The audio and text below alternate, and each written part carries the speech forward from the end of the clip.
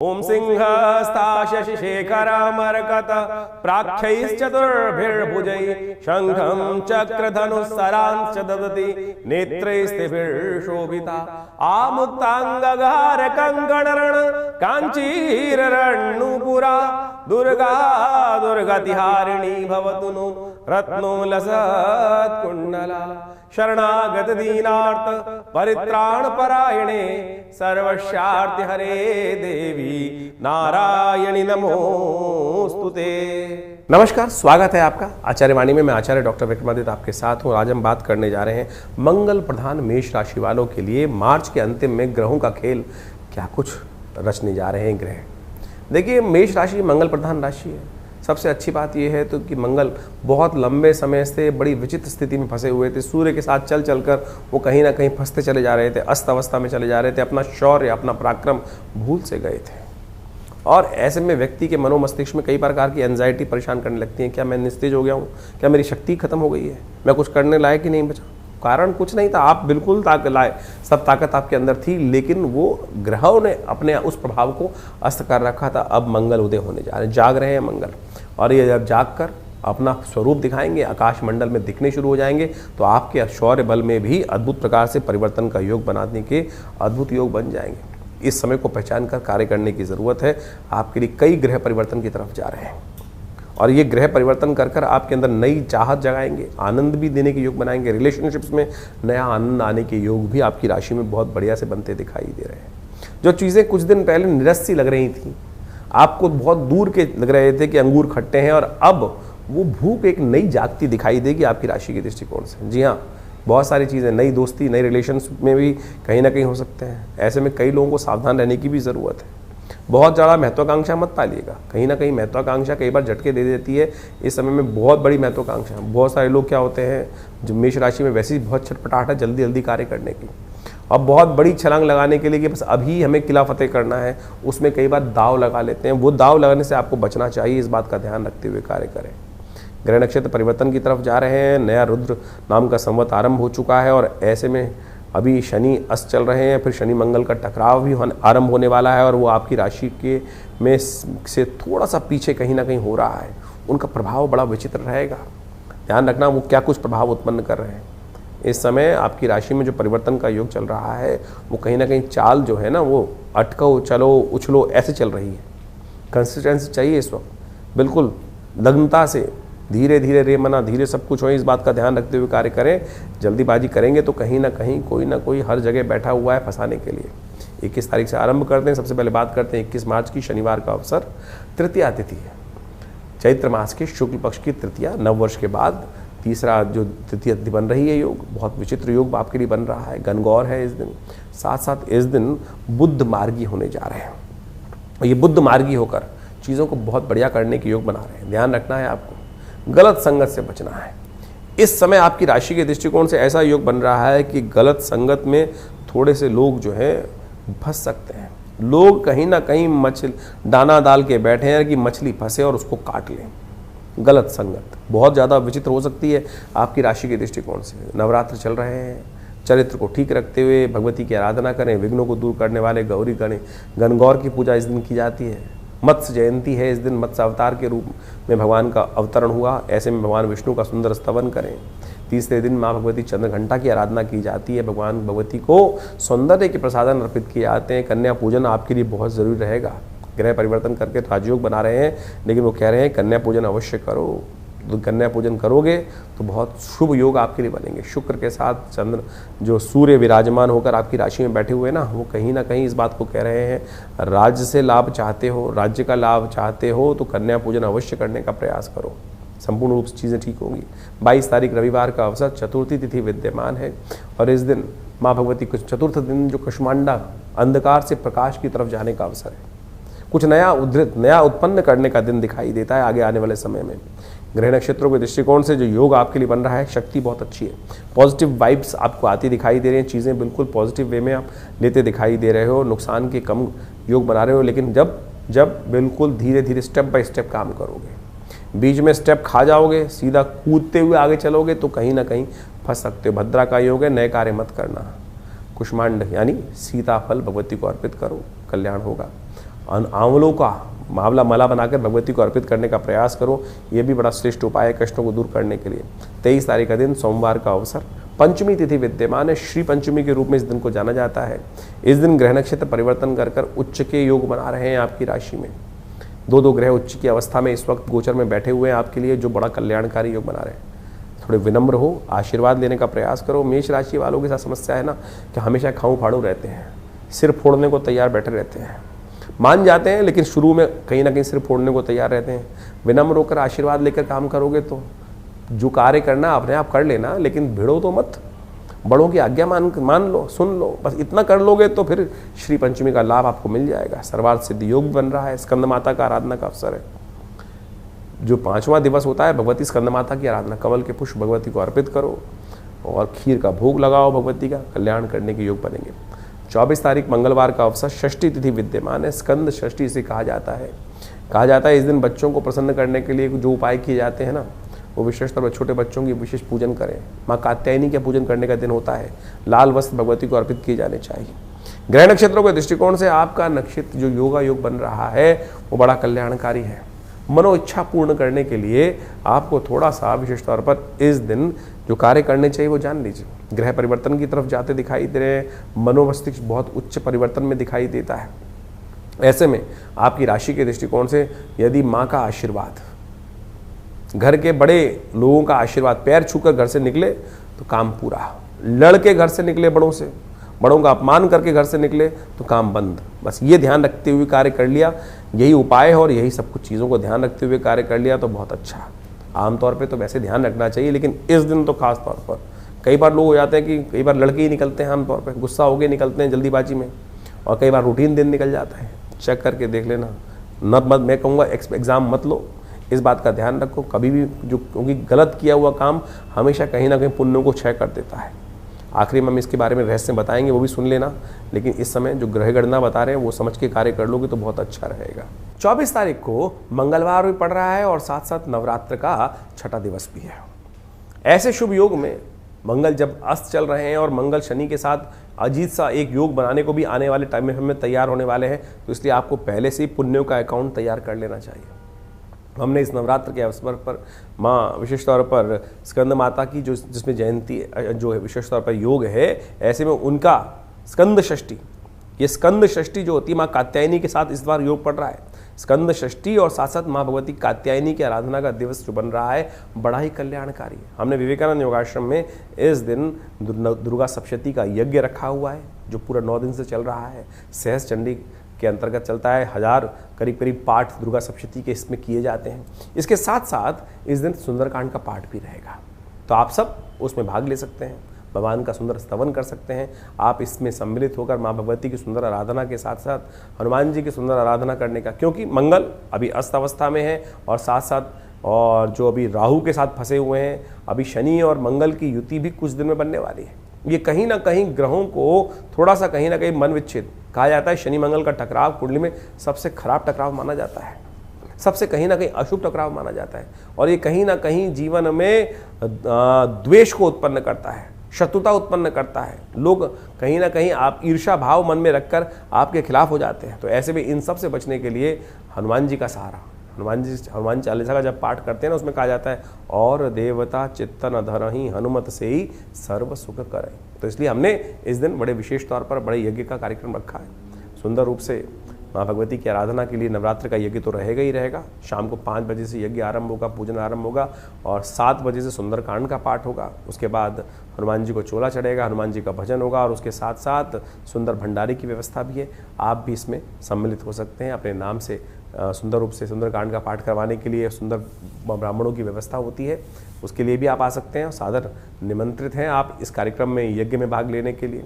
और विशेष तौर पर बहुत सारे और कार्यक्रम रहते हैं, उन समय आइए, साथ में बैठिए, यज्ञ कीजिए।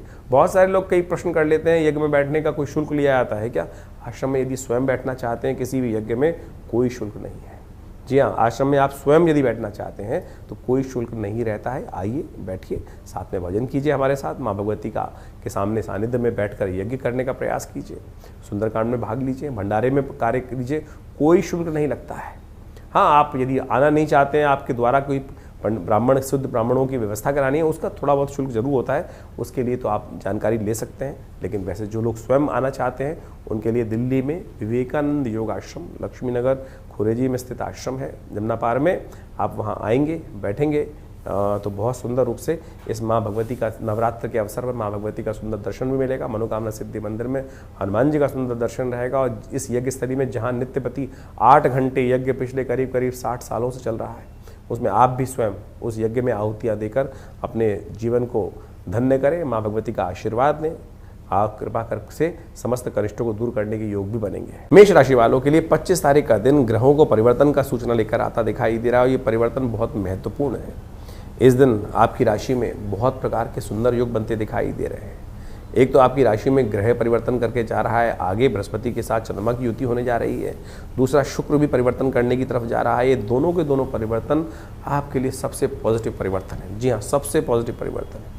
सूर्य जहां आपकी राशि इस वक्त खराब करता दिखाई दे रहा है, कहीं ना कहीं नुकसान करता दिखाई दे रहा है, शुक्र परिवर्तन कर कर कहीं ना कहीं नई रिलेशनशिप डेवलप करता दिखाई दे रहा है, चंद्रमा कहीं ना कहीं परिवर्तन कर कर आपके लिए नए पराक्रम का, लाभ का, कहीं ना कहीं यश का उदय करने के योग बनाता दिखाई दे रहा है। बस शांत होकर काम करें। इन दिनों थोड़ा छोटी छोटी बातों में जो खाऊं फाड़ू गुस्से में रहते हो ना, वो बंद करने का प्रयास कीजिएगा, नहीं तो फिर ये दिन ऐसे ही निकल जाएगा। पराक्रम सही दिशा में करो, चीज़ें बहुत बढ़िया रहेंगी। माँ भगवती दुर्गा की उपासना चाहिए। सप्तमी है, काल रात्रि है, काल रात्रि का स्तवन करने का अवसर है। काल रात्रि भगवती का वो दिव्य स्वरूप है जो असफलता को उड़ा देती है, ईर्ष्या करने वाले को साफ कर देती है, दुश्मनों को कहीं ना कहीं खत्म कर देती है। तो ऐसे में माँ भगवती का सुंदर स्तवन करें, आपकी विजय निश्चित होने का योग बन जाएगा। इस बात का ध्यान रख के कार्य कर लो। बहुत सुंदर योग आपकी राशि में बनकर तैयार हो रहा है। कैसे करें भगवती की आराधना? दुर्गा जी का मंत्र सर्वमंगल मांगल्ये शिवे सर्वार्थ साधिके शरण्ये त्र्यंबके गौरी नारायणी नमोस्तुते, इसका जप कर लो, इसका पूजन कर लो, इसका यज्ञ कर लो। जो जिस रूप में करोगे वैसा लाभ अवश्य बनता दिखाई देगा। यज्ञ करोगे तो कम से कम 10 गुना अधिक लाभ प्राप्त होंगे। मंत्र जप करोगे तो 10 गुना अधिक लाभ प्राप्त करेगा। तो यानी ध्यान रखो, यज्ञ से 100 गुना, जो मंत्र जप से 10 गुना और केवल सोचने से 2 गुना। तो इस बात का ध्यान रखते हुए कार्य करो कि जितना बढ़िया करोगे उतना अच्छा योग बनता दिखाई दे रहा है आपके लिए।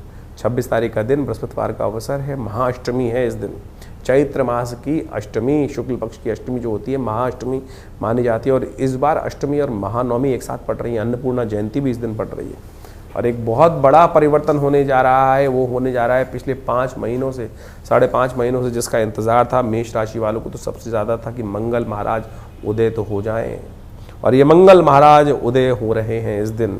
और आपकी राशि के दृष्टिकोण से ये मंगल का उदय होना बहुत प्रकार से कहीं ना कहीं आपके लिए पॉजिटिव चेंजेस लाने वाला दिखाई देता है।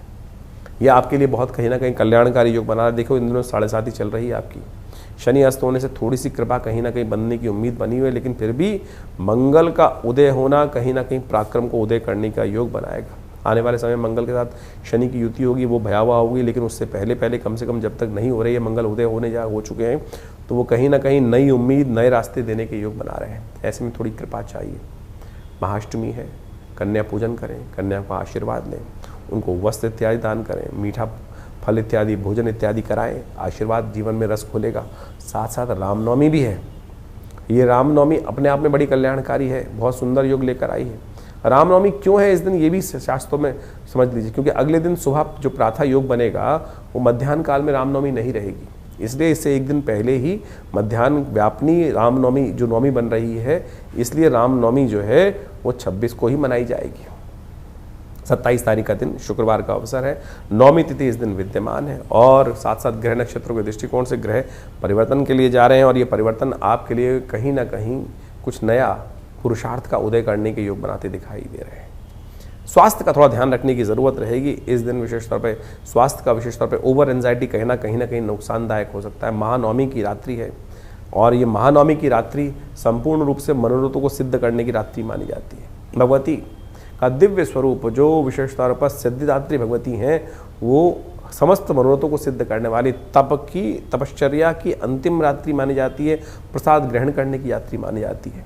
इस दिन दुर्गा सप्तशती का जो यज्ञ करते हैं, कन्या पूजन जो करते हैं, उनकी मनोकामना सिद्धि का योग बनते हैं। विवेकानंद आश्रम में भी बड़ा दिव्य कार्यक्रम है इस दिन। 27 तारीख को महानवमी का सुंदर पर्व है। जैसा हमने कहा, विवेकानंद योगाश्रम में नवमी के माँ भगवती का सुंदर श्री विग्रह विराजमान है। जो 1947 में मुल्तान से 500 साल पुरानी प्रतिमा भगवती की हमारे आश्रम पे पदार्पण करी। पत्थर चल के स्वयं आते हैं। सोचिए, माँ भगवती का स्वयं पदार्पण कहाँ, मुल्तान से किस प्रकार की स्थिति से निकाल कर लाई गई मूर्ति भगवती की, सिद्ध मूर्ति भगवती की, और वहाँ आज ये विवेकानंद योगाश्रम में प्रतिष्ठित है दिल्ली में। और उनके अलौकिक दर्शन करने का सुंदर योग है। कहा जाता है महानवमी के दिन जो इनका दर्शन करते हैं, इनके समक्ष बैठ के यज्ञ करते हैं, उनके जीवन में समस्त विघ्नों को दूर करने का आशीर्वाद माँ भगवती से स्वयं मिल जाता है। तो आइए इस महानवमी के अवसर पर आप स्वयं यज्ञ में सम्मिलित हों। शाम को 5 बजे से यज्ञ पूजन आरंभ होगा, भंडारा रहेगा विशाल, और माँ भगवती की कृपा से समस्त अनिष्टों को दूर करने का योग अद्भुत रूप से बन जाता है। ये दिव्य भगवती का श्री विग्रह जो विवेकानंद योगाश्रम में विराजमान है, यहाँ पर नित्य करीब करीब 8 घंटे का यज्ञ चलता है और संपूर्ण दुर्गा सप्तशती में सहस्त्र चंडी का कार्यक्रम भी लगा रहता है। इस बार करीब करीब 1000 पाठ, जी हाँ, करीब करीब 1000 से ज़्यादा पाठ यहाँ किए गए यज्ञ के यज्ञात्मक तौर पर, और उसका अद्भुत प्रभाव है। कम से कम पूर्णाहुति पर आप सब यदि उसी यज्ञ में आकर आहुति देंगे तो उस यज्ञ के महान पुण्य के आप विशेष तौर पर सहायक बन पाएंगे, उसी का पुण्य आपको प्राप्त करने के योग बन जाते हैं। वैसे तो शास्त्र कहता है अनाहुतु अध्वर ब्रजेत, यज्ञ में तो बिना बुलाए भी जाना चाहिए। हम तो आपको सादर आमंत्रित कर रहे हैं माँ भगवती के इस सुंदर कार्यक्रम में, जिसमें माँ भगवती का सुंदर दर्शन भी आपको मिलेगा और यज्ञ में सम्मिलित होने का अवसर मिल रहा है। दुर्गा सप्तशती के संपूर्ण 700 मंत्रों का यज्ञ पूर्ण रूप से जो पूर्ण नवरात्र चला है, उसमें कम से कम पूर्णाहुति के दिन पर आप सब परिवार अवश्य बैठने का प्रयास कीजिए। माँ भगवती का एक बार हल्का सानिध्य लेने का प्रयास तो कीजिए, और देखिएगा माँ भगवती की कृपा से अपने आप ऐसी ऐसी घटनाएं हमने आश्रम में देखी हैं जो अद्भुत रूप से कही जाती हैं। आप मान के चले माँ भगवती की कृपा से कैसे कैसे कष्ट लोगों के जीवन में दूर हुए हैं। आप सब उनके अनुभव भी यहाँ साझा कर सकते हैं, आके देख सकते हैं। उनके दर्शन स्वयं ही सब कुछ कहते हैं। आपको कहने की आवश्यकता, किसी को जब बहुत ज़्यादा कहने की आवश्यकता नहीं पड़ेगी, लेकिन माँ भगवती का प्रताप गाने का योग है। माँ भगवती का प्रताप जितना गाएंगे ना, उतना आशीर्वाद उनका सुंदर रूप से मिलेगा, विश्वास जागेगा, और जहाँ विश्वास अडिग हो जाता है भगवती कृपा होने में देर नहीं लगती। तो आइए इस नवरात्र के महानवमी के अवसर पर 27 तारीख को महादिव्य यज्ञ में, दुर्गा सप्तशती के दिव्य यज्ञ में, जो शाम को 5 बजे से पूजन के साथ आरंभ होगा, उसके बाद दुर्गा सप्तशती का यज्ञ होगा, फिर विशाल भंडारे का सुंदर आयोजन रहेगा, कन्या पूजन की व्यवस्था रहेगी, और साथ साथ संपूर्ण रूप से लोग आके प्रसाद भंडारे इत्यादि में अपने सम्मिलित हों। माँ भगवती की कृपा से अनेक कष्टों का दूर करने का योग भी आपकी राशि में बने ईश्वर की कृपा से। और इस दिन सुंदर योग एक और भी है, ये नवमी है, महानवमी है, और चैत्र की नवमी के दिन रामचरितमानस की जयंती भी मानी जाती है। तुलसी बाबा ने इसी योग में आज से 500 साल पहले जब रामचरितमानस लिखनी जयंती मानी आरंभ करी, तो वही योग था, वही बिल्कुल ग्रह थे जैसे भगवान राम की जन्मपत्री में थे। जी हाँ, जैसे भगवान राम की जन्मपत्री में योग बने हुए, कहा जाता है उस दिन रामचरितमानस जब जयंती के रूप में बनी तो वही ग्रहों का योग था। तो ये बड़ा सुंदर योग है, इसलिए बड़े हर्षोल्लास से लोग ध्यान नहीं कर पाते। जो तुलसी बाबा ने घर घर में रामचरितमानस पहुँचाई, तो वो इसी सुंदर योग से आरंभ होकर आज घर घर में उस रामचरितमानस का पाठ किया जाता है। राम को अपने जीवन में उतारने का प्रयास किया जाता है। ये तारक मंत्र जो है, केवल राम नाम जो है वो तारक मंत्र है, और इस संसार में इससे बड़ा कोई मंत्र नहीं हो सकता। जिस मंत्र को स्वयं शंभु जपते हैं, जिस मंत्र को स्वयं जो नारद इत्यादि हैं वही स्मरण करते हैं, संपूर्ण रूप से कल्याण करने वाला मंत्र है। तो इसको नित्यपति अहर्निश आप जपने का प्रयास करें, आपकी समस्त कष्ट दूर होंगे। माँ भगवती की कृपा से, भगवान की कृपा से आपके समस्त अनिष्टों को दूर करने का योग अद्भुत रूप से बन जाएगा। राम नाम अद्भुत रूप से इस संसार में, इस कलयुग में यही नाम कल्याण करने वाला है, यही नाम तारने वाला है, और समस्त ग्रहों के अनिष्ट को भी यही नाम दूर करने वाला है। मेष राशि वालों के लिए 28 तारीख शनिवार के अवसर पर ग्रह नक्षत्रों का परिवर्तन जो हो रहा है वो क्या करने जा रहा है जान लीजिए। दशमी तिथि है और उस दिन धर्मराज दशमी मानी जाती है। ग्रह नक्षत्रों के दृष्टिकोण से आपके लिए थोड़ा सा चीज़ों में ध्यान रखने की आवश्यकता है कि स्वास्थ्य के मामले में थोड़ा सा ध्यान रखें। पेट दर्द इत्यादि की समस्या थोड़े कहीं ना कहीं परेशान करने की योग बना सकती। गैस एसिडिटी से थोड़ा बचते हुए चलेंगे तो अच्छा रहेगा। 7.5 है तो इसलिए थोड़ा सा स्वास्थ्य का विशेष तौर पर ध्यान रखते हुए कार्य करें। काली चीज़ों का दान, साबुत उड़द का दान करना इस दिन आपके लिए परम श्रेष्ठकारी रहेगा। 29 तारीख रविवार का अवसर है, एकादशी तिथि विद्यमान है और इस दिन ग्रहों का परिवर्तन का योग जो बन रहा है वो कहीं ना कहीं विजय का शंखनाद आपके लिए उत्पन्न करता दिखाई दे रहा है।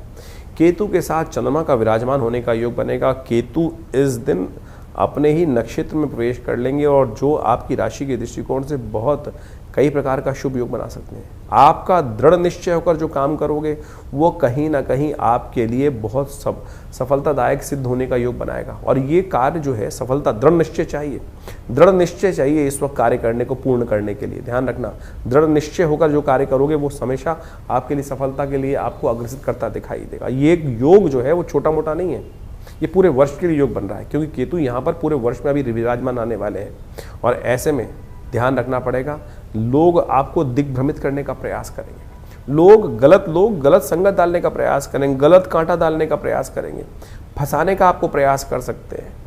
तो वो गलत संगत में गए तो कहीं ना कहीं आपके लिए कष्ट उत्पन्न करने का योग बन सकता है। इस बात का ध्यान रखना। देखिए, सूर्य इन दिनों कहीं ना कहीं आपकी महत्वाकांक्षा पर बढ़ाते दिखाई दे रहे हैं, कोई लालच देता दिखाई देगा।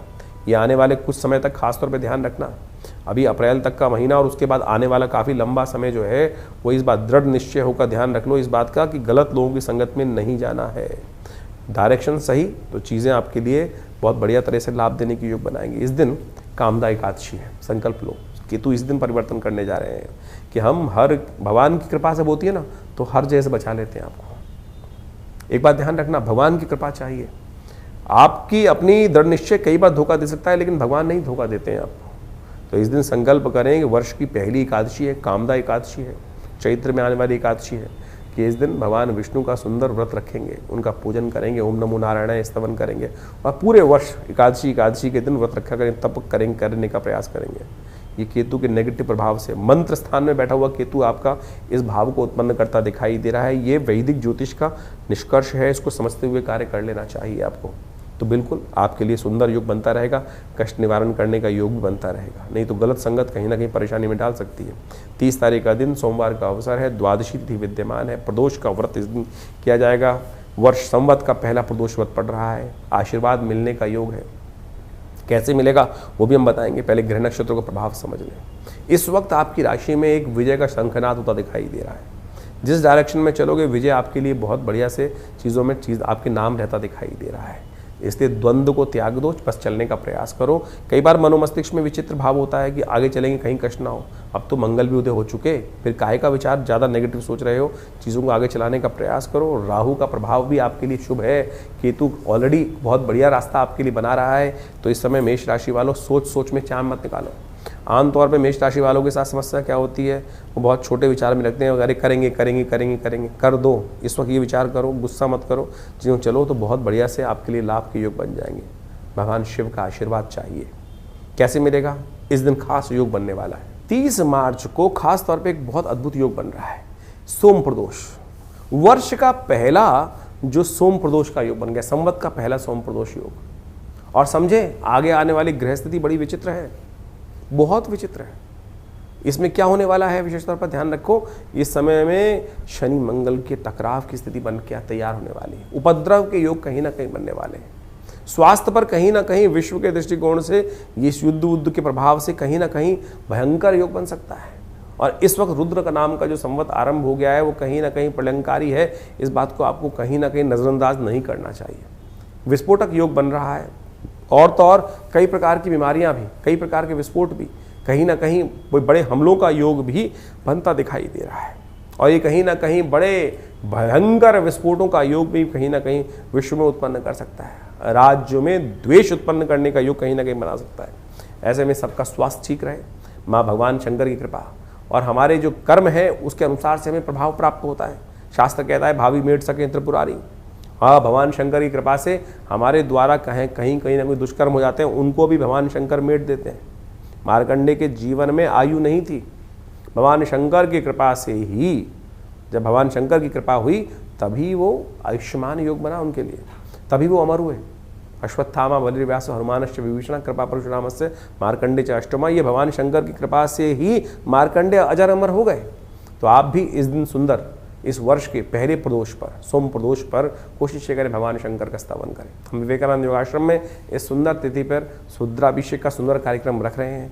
शाम को एक कार्यक्रम रहेगा रुद्राभिषेक का, तो आप स्वयं इसमें भाग लें, इसमें स्वयं में बैठें, रुद्राभिषेक पे बैठ सकते हैं। भगवान शंकर का रुद्र अष्टाध्यायी के द्वारा सुंदर रूप से पाठ रहेगा। माँ भगवान की कृपा से समस्त अनिष्टों को दूर करने का योग रहेगा। साथ साथ में रुद्र यज्ञ भी इसमें रखा जाएगा। तो आप सब इसमें सुंदर रूप से, दिव्य रूप से सम्मिलित हो। माँ भगवान की कृपा से अनेक कष्टों को दूर करने का योग, भगवान के इस आशीर्वाद, इस अनुष्ठान से अवश्य प्राप्त होने के योग बन जाते हैं। और प्रदोष का समय शाम का रहता है, दोष रहित, समस्त अनिष्टों को दूर करने वाला।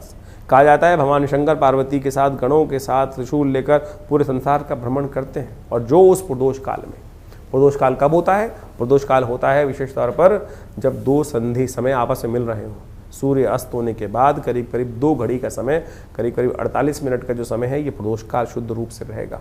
इस समय बैठ जाएं जहाँ पर भी हों। चलिए ध्यान में आप यज्ञ कर लीजिए। अगर कोई किसी प्रकार से व्यवस्था नहीं बन पा रही है रुद्राभिषेक इत्यादि करने के, मंदिर में जाने की, तो आंख बंद करके थोड़ी देर बैठ जाएं और सोचें कि आप गंगा के पावन तट पर पहुंच गए हैं।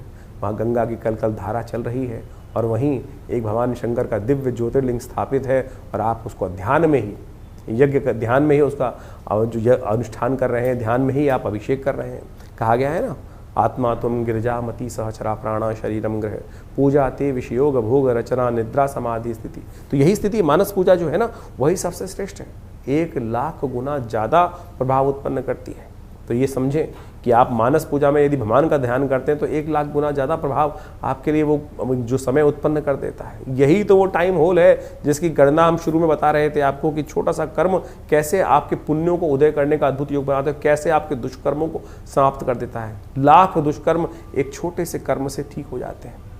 शास्त्र में कहा गया सप्त जन्म कृतम पापम स्मरणेन विनश्यति। यही छोटा सा सिद्धांत तो है। इसी संध्या इसी प्रदोष काल में समस्त दोषों को क्षय करने वाला काल, समस्त दोषों से रहित काल और पुण्यों का उदय करने वाला यही प्रदोष काल जो है, इसका लाभ अवश्य लेने का प्रयास कीजिए, बड़ा श्रेष्ठ रहेगा। 31 तारीख का दिन मेष राशि वालों के लिए ग्रह नक्षत्रों के दृष्टिकोण से क्या रास्ता बना रहा है जान लीजिए। त्रयोदशी तिथि का विद्यमान है और उस दिन आपकी राशि में दिन तो अच्छा दिखाई देता है, लेकिन शाम आते आते कहीं ना कहीं थकावट होती दिखाई दे रही है। इसलिए अपनी सामर्थ्य को देखते हुए, चीज़ों को देखते हुए प्रयास करने की जरूरत है। बियॉन्ड ना जाएं। इन दिनों बियॉन्ड जाने की आदत आपकी बहुत हो गई है, चाहे वो धन का मामला हो, चाहे पुरुषार्थ का मामला हो। अपने आप को थकाइए मत, अपने आप को तोड़िए मत। इस बात का ध्यान रखते हुए संतोष लाने का प्रयास करें। सबसे पहली आवश्यकता संतोष की है। गलत जगह बाहुबल का इस्तेमाल करना कहीं ना कहीं नुकसानदायक हो सकता है। मंगलवार का अवसर है, हनुमान जी का सुंदर स्तवन करें, कल्याण होगा। नव संवत आरंभ हो चुका है। भारतीय नव संवत जो चैत्र की प्रतिपदा से आरंभ होता है और भारतीय ज्योतिष गणना के अनुसार से समय को पहचान कर, समय के अनुसार से किस प्रकार का प्रभाव उत्पन्न करने वाला है समय, ये वास्तविक तौर पर हर व्यक्ति को जान लेना चाहिए। इस बार रुद्र नाम का संवत आरंभ हुआ है और साथ साथ जो आरंभ भी हो रहा हुआ है वो विशेष तौर पर क्षय तिथि पर आरंभ हुआ है। क्षय तिथि यानी अमावस्या जो है वो केवल कुछ ही देर के लिए विद्यमान रहेगी उदय तिथि के बाद। उसके बाद अगले दिन के सूर्योदय से पहले अधिकतर समय में वो जो प्रतिपदा है वो क्षय हो जाएगी। तो ऐसे में क्षय तिथि बृहस्पतिवार के दिन जो नव संवत आरंभ हो रहा है, जिसके कारण से बृहस्पति राजा हो गए, तो कहा जाता है कि ज्योतिषी गणनाओं के अनुसार से रुद्र नाम का संवत प्रलयंकारी माना जाता है।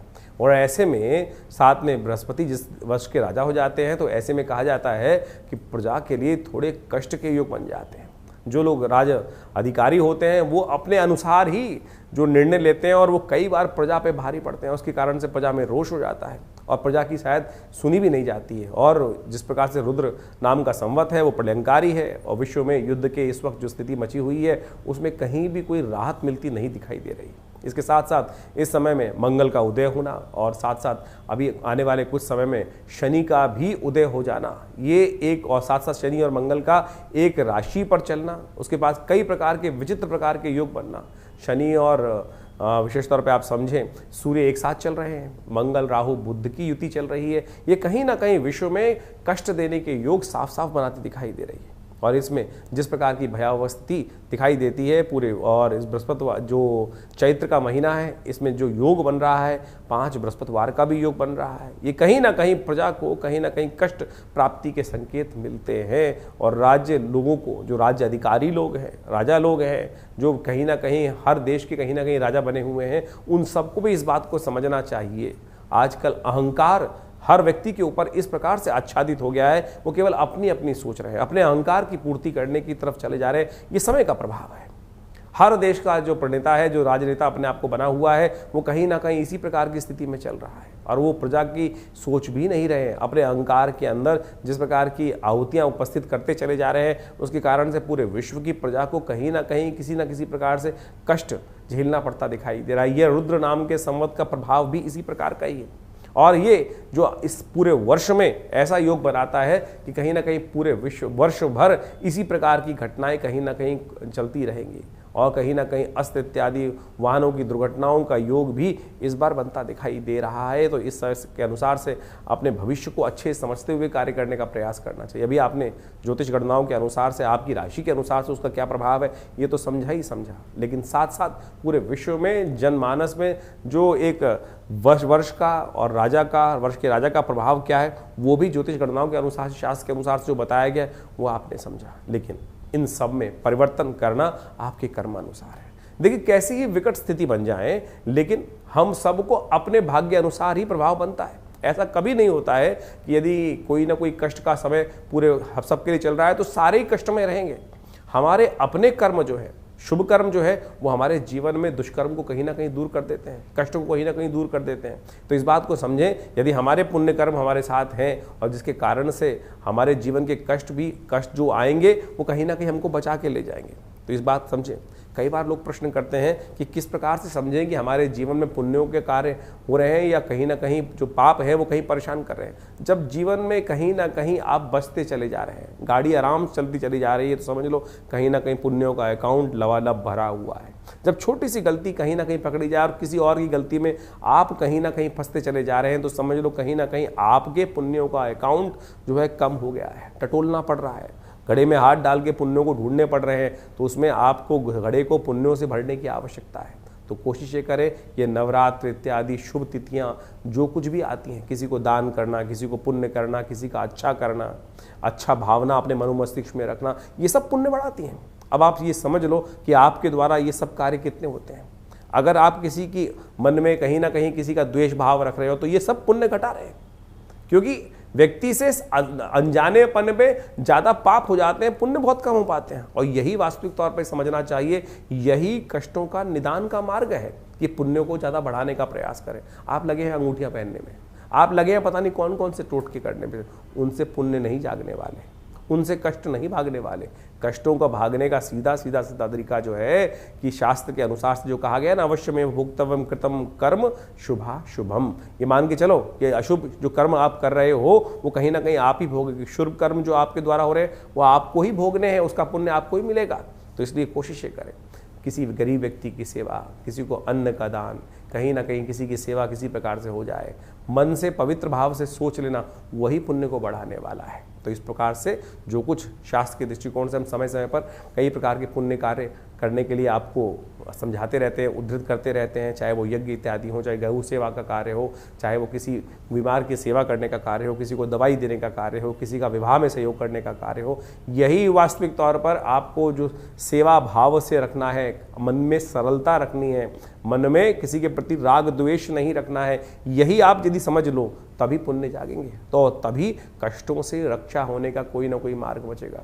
तो जितने भी हम इस कार्यक्रम के माध्यम से आपके साथ जो भी बात कराते हैं, आम तौर पे जनरल तौर पे हम जो भी बता रहे हैं, हर जो उत्सवों के अनुसार से कुछ ना कुछ दान ही बताते हैं, तप ही बताते हैं, आपको यज्ञ करना ही बताते हैं, परमात्मा की सेवा ही करना बताते हैं।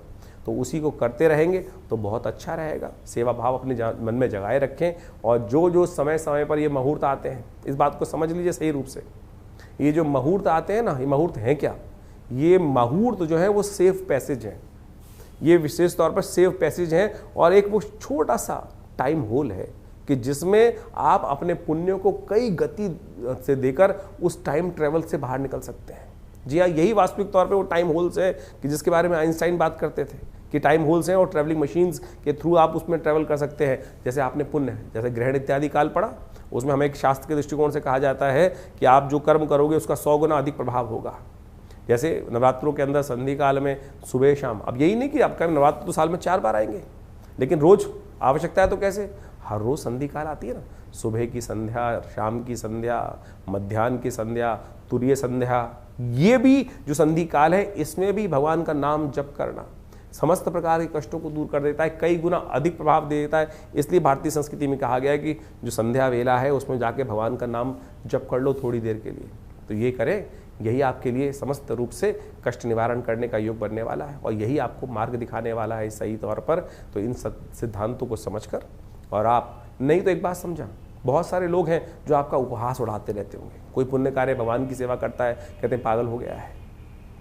ऐसे लोगों की बातों में ना फंसे। जब गलत लोग जो बोलते हैं उनकी बातों में फंस जाते हैं, कोई जुआ खिला रहा होता है, आजा बैठ, कहाँ जा रहा है, बैठ साथ में खेल, तब तो आप फंस जाते हैं। तब तो नहीं बोलते कोई व्यक्ति अरे नहीं मुझे गलत रास्ते पे डाल रहा है, लेकिन जब पुण्य कार्य कर रहा होता है तो वो तो एक बार बोल के छोड़ देता है अरे सब कुछ नहीं होने वाला, और आप उस मान को अपने लिख के रख लेते हैं हाँ कुछ नहीं होने वाला है।